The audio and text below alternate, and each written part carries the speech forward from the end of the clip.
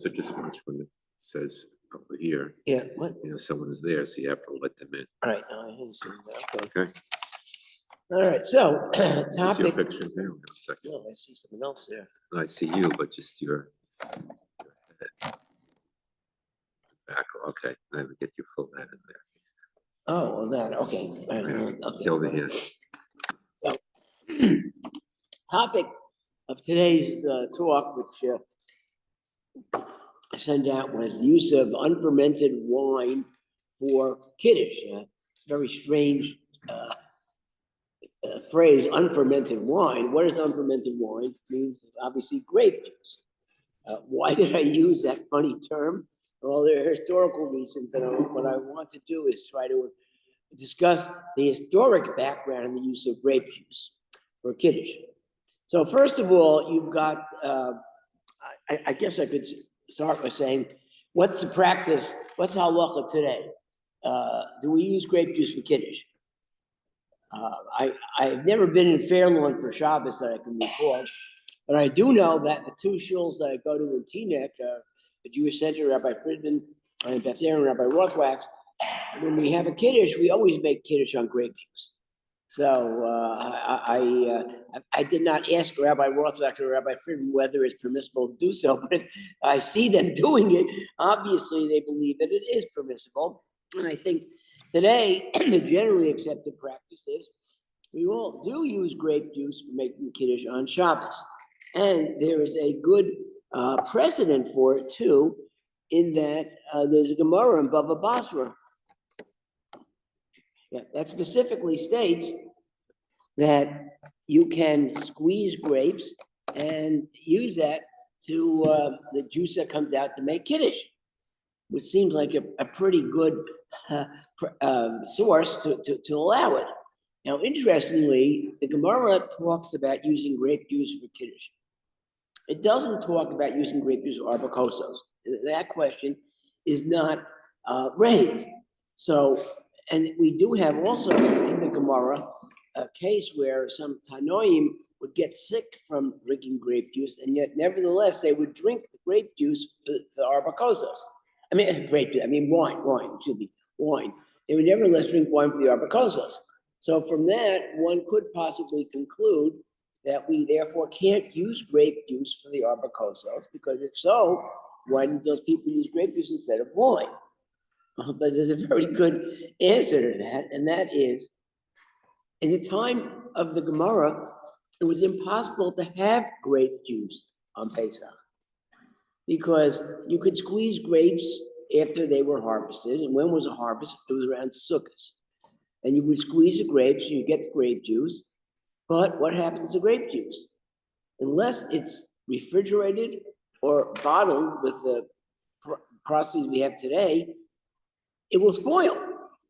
You can't just leave it around. Yeah, around Sukkot, you can take grapes and squeeze them and have grape juice, and the next week or so, you can make Kiddush. Next Shabbos, you can make Kiddush on that grape juice.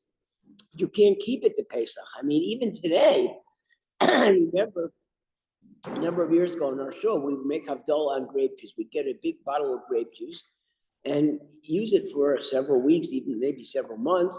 And then we discovered after a few weeks, the grape juice would spoil. But that's even the grape juice we have today, which is processed. Once you open it, it's got to be refrigerated. And of course, in those days, there was no refrigeration and no processing like we have today. So it just wasn't feasible to have grape juice. And even in America, in modern times, it seems that grape juice was not produced until about 1896, when Mr. Welch started producing Welch grape juice. So historically, again, the Gemara doesn't talk about using grape juice of Pesach. And also, if you look at the Rishonim and halachic sources up to the 20th century, you won't find any real discussion of grape juice, because it just simply wasn't practical. And only with the invention of the bottling process in the late 1800s could you even have such a thing as grape juice that was shelf stable and you could keep it for a significant period of time. It didn't become much of a controversy until 1919. And what happened in 1919? Something called prohibition. I guess we've all heard about that, where some people decided that alcohol is bad, and therefore we have to prohibit all alcohol. And there was an amendment to the United States Constitution that, that was proposed in 1919, that came into effect in 1920, which said that the manufacture and use of alcoholic beverages in the United States is prohibited. But there were a few exceptions. One of them was for wine to use for sacramental purposes. Okay. So there was a basis for using wine where the Jews could purchase wine. Apparently, there was actually a regulation enacted that a rabbi, and you had to have 10 affidavits to prove that you were a rabbi, could certify that his congregation consisted of so many people, and 300 people in his congregation. Everybody in that congregation got a permit to purchase apparently 10 gallons of wine per year. And it was subject to many abuses, as you can imagine. Apparently, the membership of many shuls increased by 10 times, so everybody could get this permit. And there were instances of non-Jews joining shuls so they could get the wine. And so it became very difficult to enforce, and it also resulted in, shall we say, Chilul Hashem, where people found out about this kind of stuff and said, look what the Jews are doing, they're abusing the privilege. Now, it's interesting that the privilege also applied, of course, to non-Jews, to the Christians, and but there it's very different, because like in the Catholic Church, the priest recites the Mass over wine. But first of all, the Catholic Church is a hierarchical organization. There's control over it. You can't just say, hey, I'm now a priest and I want my wine. You have to be certified by the church. Secondly, in case of Yadus, there never was in America any organized kahila. Anybody could say, I'm a rabbi, and say I have my own shul, and there was no control over it. Number two, the use of the wine by the Catholic Church, it's in the church, right? The priest recites the Mass in the church, and he drinks the wine.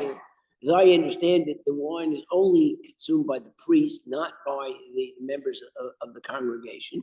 So it's a very limited kind of a thing. And it could be controlled. But Jews, we make kiddush. Yeah, you make kiddush in shul, but you also make kiddush at home. You make kiddush at home with your meal. And so that already gives rise to an abuse. And then even if you say, I want to limit my wine to Shabbos when I'm making kiddush, and yeah, but what's the shiur you drink? Oh, I drank Revish. That means I have to stop now because anything beyond that is no longer required for religious reasons, but I want to drink more, and can I do that? It had really very, very difficult to set limits for that. So what happened with the organized rabbinical organizations? So we had, of course, we do now, we had then Reform, Conservative, and Orthodox. And started off, the Reform rabbis took the attitude, we are good American citizens. We don't want to drink wine. Yeah, there's an exception, but that has so many abuses, so we should not rely on that exception. Instead, we should use grape juice. And so the Reform rabbis attempted to get the Orthodox and the Conservative rabbis to agree. That, in fact, they said, let's have a conference and we'll all agree to use grape juice. Well, it didn't get anywhere, at least with the Orthodox. The Conservative rabbis, it was Rabbi Louis Ginsburg, who I'm sure many of you have heard of, a very well-known leader of the conservative movement, and he wrote a tshuva saying that, yes, grape juice is permitted, and it's not difficult to come up with such a tshuva. After all, the Gemara specifically says that you can use grape juice. So he said, we should use grape juice and not worry about the wine. Then what about the Orthodox? So there was no uniform position, but it seems that the Orthodox rabbis, by and large, were not on board with this. And there was one famous instance of a certain Rabbi Horowitz from Hartford, Connecticut, which you've probably never heard of. I never heard of him before. He was supposedly a Talmid of the Chafetz Chaim. So was my grandfather, I will say. And he wrote a tshuva saying it's usher to use grape juice for kiddush. Okay, so what about the Gemara? So first of all, he quoted the Magen Avraham. The Magen Avraham has a tshuva or a ruling somewhere that if you have two kinds of wine, now, again, we're not talking specifically here of grape juice, but you have old wine and new wine. And the old wine is considered to be better than the new wine.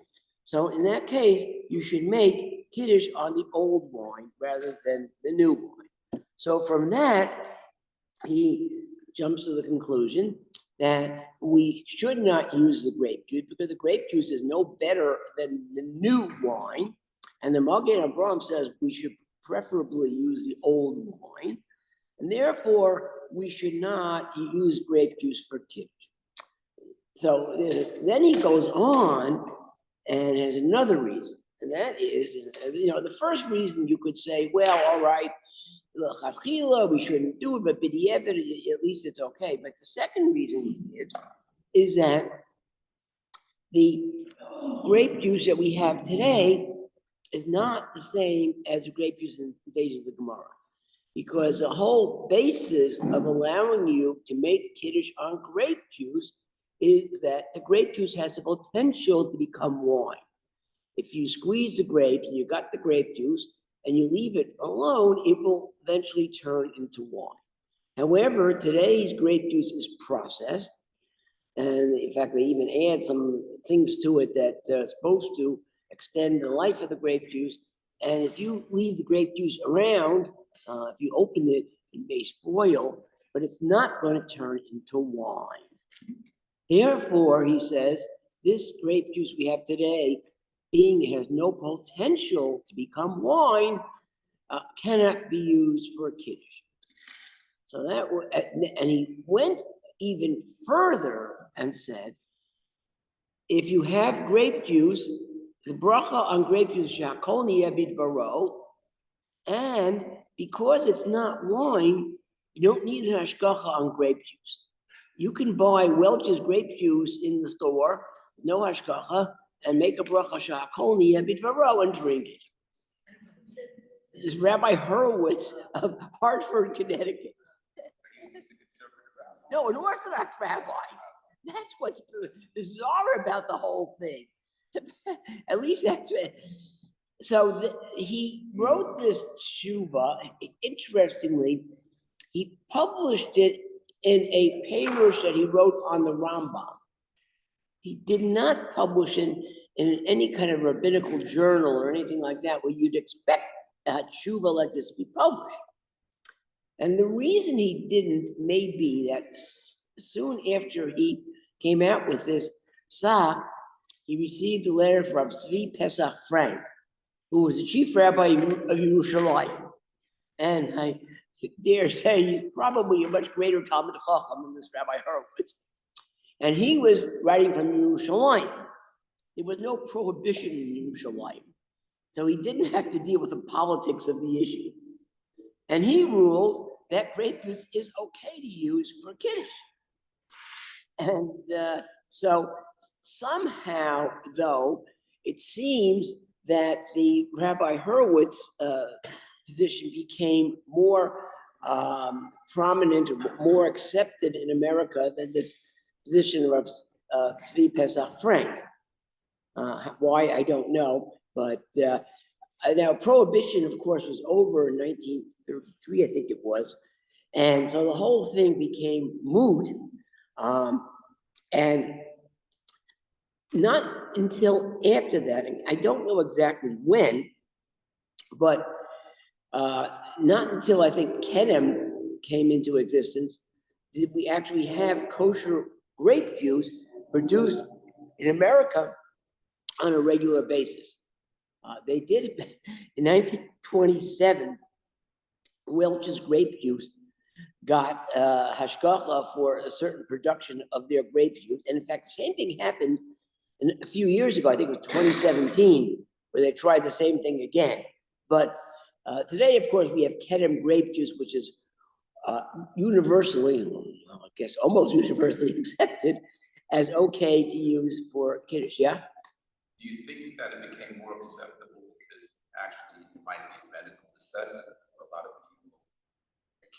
They can't make Kiddush over wine. Yeah, okay. Did that factor in? I don't think that was the main reason because That's like the main reason, but that kind of like it could be. One of my said this guy can't make Kiddush over wine. Right. He has an alternative.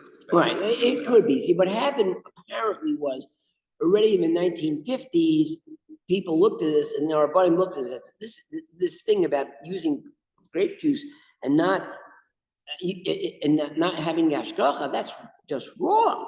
That even if you don't want to make kiddush on grape juice is considered stam yenam from the point that you need hashgacha on it, because at some point it was handled by a guy and it hadn't yet been processed to the point where it becomes unfit to be used for kiddush. It's before then it had the status of stam yenam, and you shouldn't use it. So of course today, again, the accepted rule is we don't use grape juice that doesn't have hashgacha on it. You do have to have hashgacha for grape juice, and you make the bracha borei pri hagafen, whether you're using it for kiddush or not. So that's what's accepted today. But it's fascinating to hear about this background, how, and I'll mention also apparently Rav Henkin, who was a well-known Rav in America in the 1920s. I think 1920s, it goes back that far. He initially ruled accordance with Rabbi Horowitz that you shouldn't use grape juice. And then he spoke to Mr. Herzog, that Mr. Herzog is the one who founded the Herzog Wine Company. And Mr. Herzog explained to him that, yes, if you take the grape juice we have today, the Kedem grape juice, and you just leave it around, it will not become wine. However, he said, if you add to that grape juice some sugar and yeast, it will become wine. So therefore, the grape juice that we buy today does still have potential of becoming wine if you add this yeast and sugar to it. And Rav Henkin, based on that, changed his mind and said it's okay to use grape juice for kiddush. So then I will mention another issue today. What if you have at home, you've got grape juice and you have wine? So what should you make kiddush on? Is there any preference to use one or the other?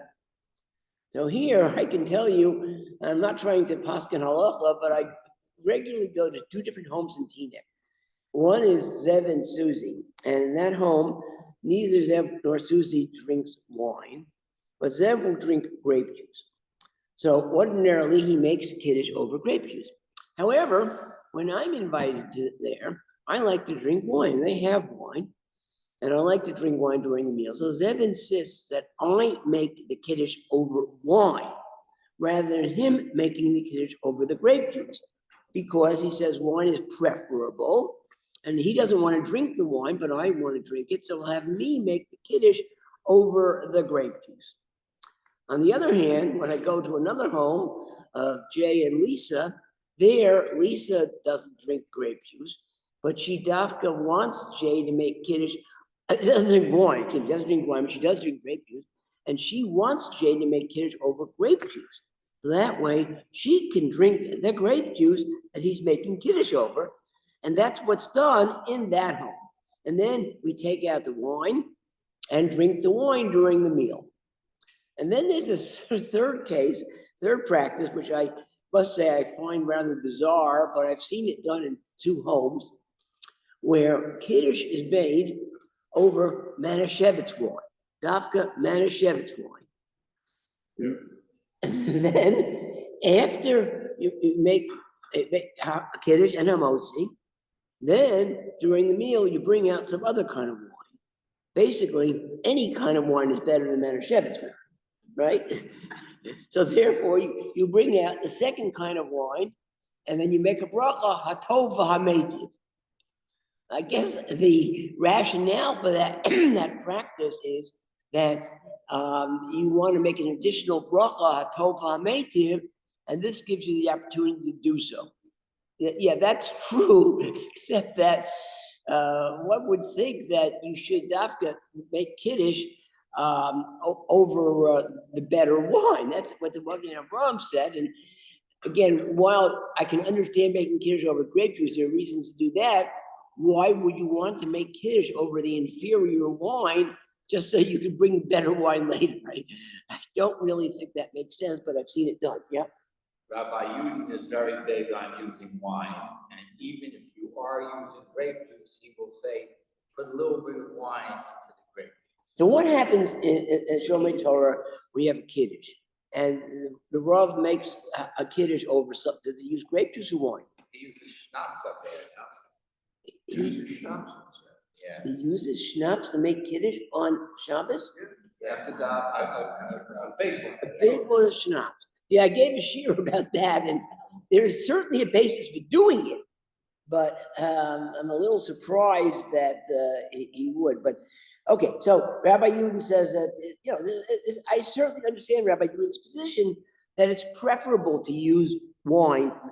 The grape. I think Rabbi Yudin say if it's a medical reason, or if you didn't have the wine and you could use grape juice. Again, I don't know, but I'm pretty sure he would say that.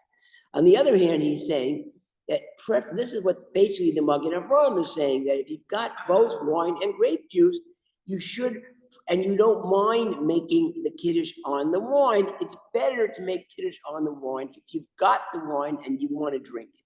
So, yeah, that's a very reasonable and rational position. But I told you the three cases that I have noticed, and I mean, you know, it's also interesting that Aaron, we have grape juice, and they always have enough grape juice that if you want to make your own kiddush, you can make kiddush on grape juice. And then they have schnapps. They don't have wine. I don't personally. I don't like that, but I'm not going to tell them to change it. You know, it is certainly okay to make kiddush on grape juice, and maybe okay to make kiddush over the schnapps. So you certainly could do that. Well, I'll also mention another thing that took place a few weeks ago. I was at a Boy Scout event in Pennsylvania. We had a Shomer Shabbos Klondike Derby. And there were about 75 people there. It was held on President's Day weekend. The idea is that the boys can have their activities on Sunday. We observe Shabbos, and then beginning Motzei Shabbos, we have all the activities, and we can stay overnight Sunday night and go back Monday. So it's a very nice kind of event. And we got the guy who is the cook and the organizer, the one who was in charge of the Hillel at the University of Maryland, very good cook. He was the one in charge of the weekend, cooking all the food. And he was responsible for bringing everything. And comes Friday night, we're about to make kiddush. Oh, we forgot to bring grape juice. So what do you do? So nobody asked me. I can tell you what I would have done. The halacha, as I understand it, is if you don't have grape juice for Friday night, you make kiddush on the challah. And that could have been done, and they said that was one of the alternatives, but they decided instead they were going to make kiddush on orange juice. Now, there's a basis for doing that. That when I gave the shiur about Chamar Medina, there is a basis for saying that orange juice is Chamar Medina. And under those circumstances, there was certainly a basis for doing it. However, my understanding is that you don't do that on Friday night. On Friday night, it's preferable to make kiddush on the challah. For kiddush during the day, it's fine to use the orange juice if you have nothing else. I mean, that's not considered preferable. Havdalah. Havdalah, yeah, there's also, you could do it for Havdalah, but if they had asked me, I would have told them something different, but they didn't ask me, but that's what happened. So finally, I will close with the question about what's the halacha in the Catholic Church? Now, I don't consider myself an expert on Catholic halacha, but there's a famous story, which some of you may have heard of Rabbi Twersky. Rabbi Twersky was a psychiatrist, a very well-known psychiatrist who specialized in substance abuse. And he had patients who were alcoholics, drug abusers, and he got his training in Pittsburgh and worked in Pittsburgh at the Catholic hospital in Pittsburgh for a number of years. And he got to know the bishop there, his name was John Wright. And one day, a priest comes to him, and a priest was an alcoholic. So Rabbi Twersky says, okay, you cannot drink wine because you're going to revert back to alcoholism if you drink any wine. And the priest said, but Rabbi, I've got to celebrate the Mass, and I've got to drink wine for the Mass. So Rabbi Twersky said, well, why don't you use grape juice? So he said, well, I don't know that I can do that. So Rabbi Twersky said, okay, let me check. So there's several versions of the story, but I think the correct version is, by this time, this bishop had been transferred to Rome, and he had a high position in the Vatican. So Rabbi Twersky contacted Bishop Wright and asked him, can this priest use grape juice for the Mass? So the bishop said, okay, let me check with the Holy Father. And he contacted the Pope, which was very easy for him to do. And the Pope, first thing he asked Rabbi Twersky, can you do that in Judaism? He says, yes. So he talked to the Pope and told him, in Judaism, you can use grape juice. It would be okay for alcoholic priests to use grape juice.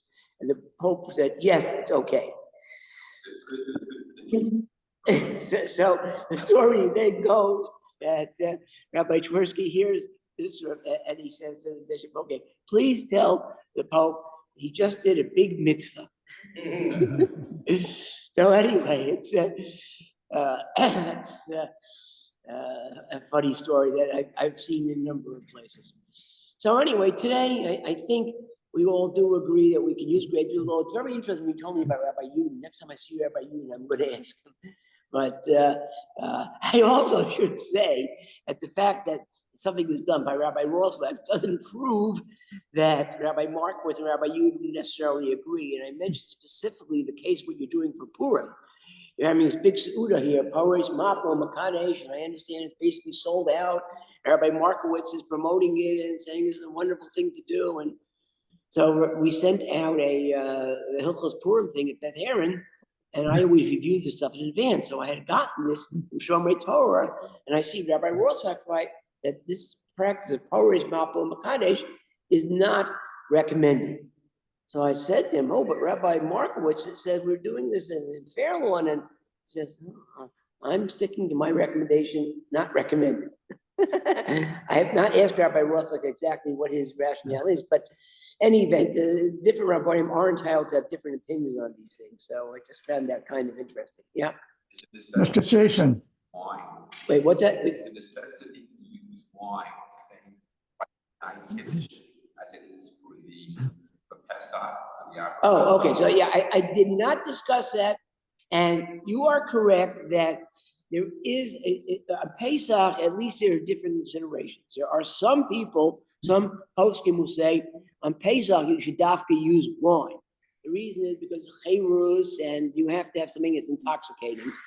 Even there, almost everybody will agree that if there is a medical reason, you really can't drink the wine, then you could use grape juice. But if you can drink wine, then you should, or at least put some wine, dilute the grape juice with wine to some extent. Yeah, so Pesach is a whole different consideration, and I did not discuss that, but yeah, there are different views there. Now, somebody here have a question?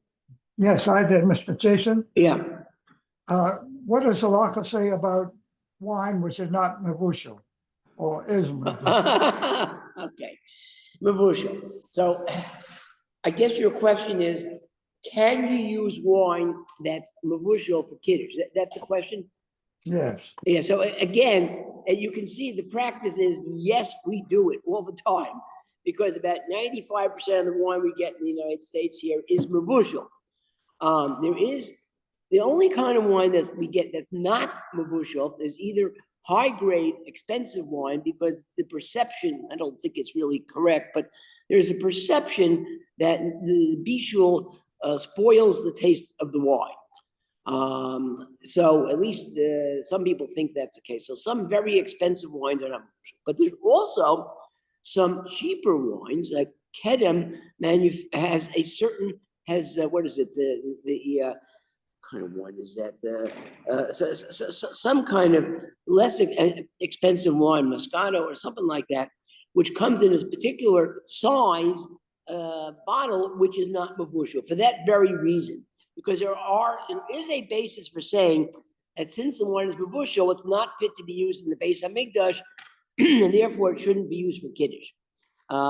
That's not the generally accepted view, as we know, because everybody makes kiddush on the wine that is mavushal. But there definitely is a basis for saying that we should not use wine that's mavushal for kiddush, and that's why you can buy some relatively cheap wine that's not mavushal. Okay. Dr. Cohen. Interesting. I don't Oh, have. Danny, thank you. Okay, and I don't know how to turn this off, and there's a low battery down to 5%, so you gotta recharge this. Okay, yeah, I'm glad you enjoyed it. I just found it. Been thinking Thank about you. Have a good day, Janis. Yeah, regards from Krakow. You well. Thank you.